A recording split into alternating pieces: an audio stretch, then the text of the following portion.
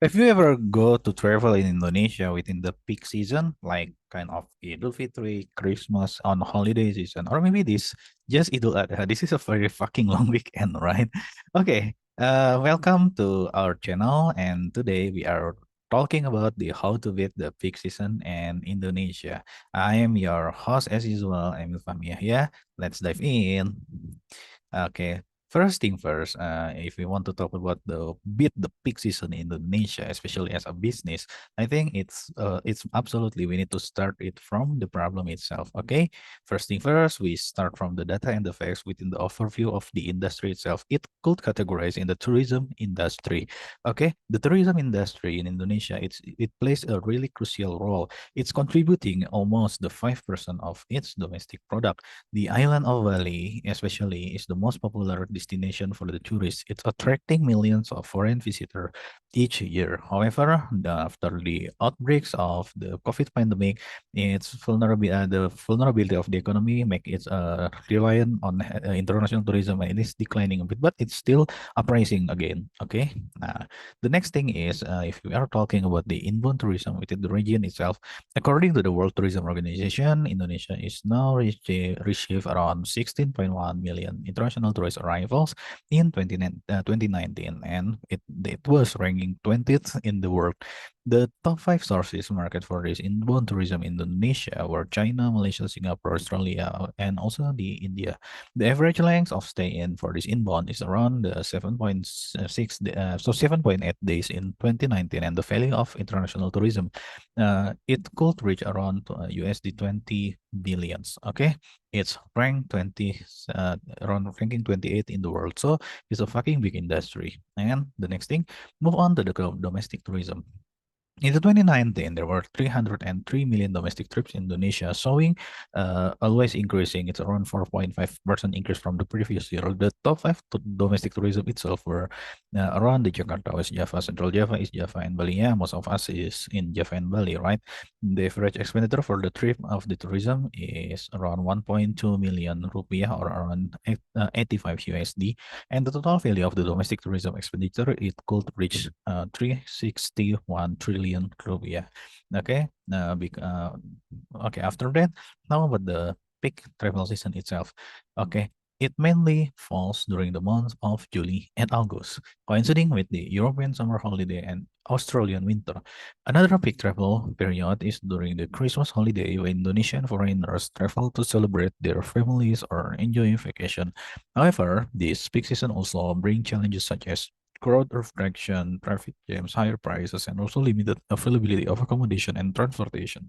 Okay, next, after we are understanding this problem, let's talk about the five whys of the reason and the root cause why this problem is need to be solved. Okay, we have some point in here. Why do it need to be prepared? Why we need to be prepared, especially for the bus industry, because the bus is the most used transportation in Indonesia, because there is a lot of demand for bus travel during this time. The second thing, why there is a lot of demand during this peak season, because many people travel during this time, both domestic and international tourists. The third thing is why many people travel during this peak season, because it is a popular time to travel. Okay, the weather is good, and also there are many festival and events that happening within this time in July and August especially.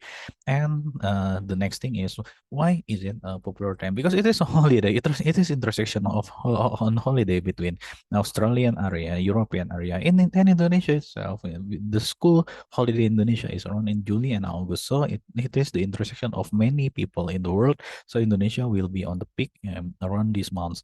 And the last thing is, why are the festival and event happens during this time, and why it is important? Because many business and organization take advantage of this increased demand by holding hosting festival and also the other events. So as we can see, the problem of the high demand of the bus travel, especially the bus travel during the peak travel season, can lead to overcrowded transportation, especially overcrowded bus, traffic jams, and also the higher price. To solve this problem, many companies, especially the bus companies, need to be prepared by increasing their capacity or their fare itself to meet the demand of the people.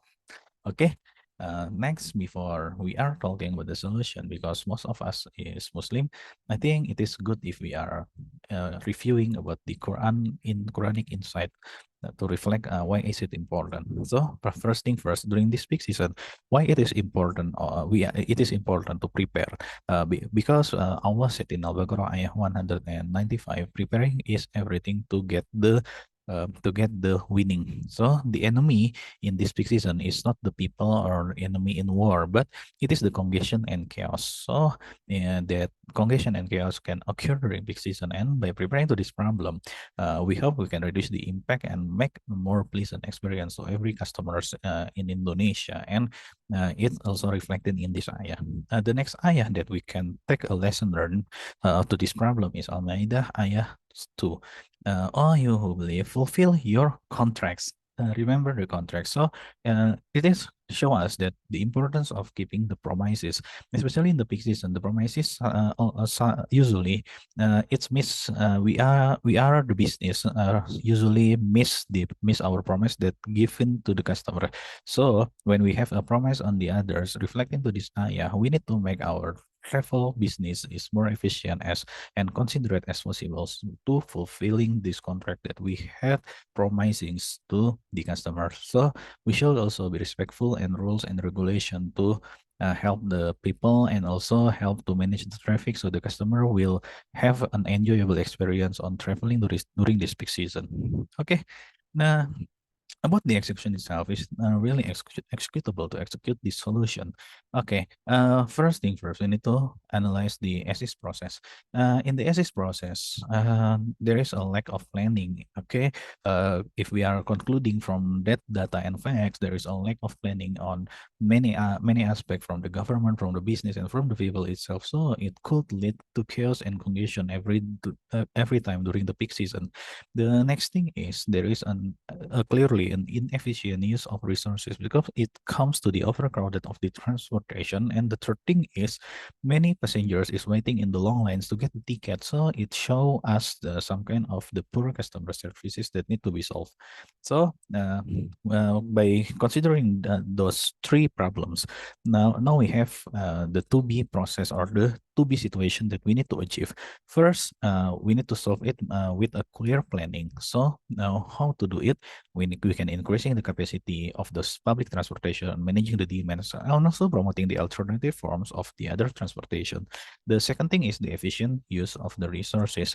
Clearly, the efficient use of the resources, it's really simple, but not really that simple. It is need a coordination between many transportation providers. So if one transportation is already overcrowded, it could migrate to the alternative option of the other transportation. If we can managing that, I think during this peak travel season, people won't get the overcrowded and still can enjoy their travel experience. The third thing is the good customer services. We need to make sure that people can get around more easily between their destination. So how is the solution to those situation between SS and 2B? There should be a gap and we need to have a solution. First, of course, we need to increasing the capacity of the public transportation. This can be done by add more buses, more trains, more ferries to the existing fleet, especially during this peak season. It can also be done by also improving infrastructure, such as building new roads and also the highways. But I think it is for a long term. For the short term, it's more feasible to add more bus, more trains, and more ferries to the people who want to travel around Java and Bali. The second thing is managing the demand. Okay, the managing the demand itself can be done by encouraging the to travel during off-peak time. So people take a paid leave earlier or later, not in the exactly peak date. So by doing this, the company could offering discount during these times to the people. So it could distribute the congestion between the days of the peak.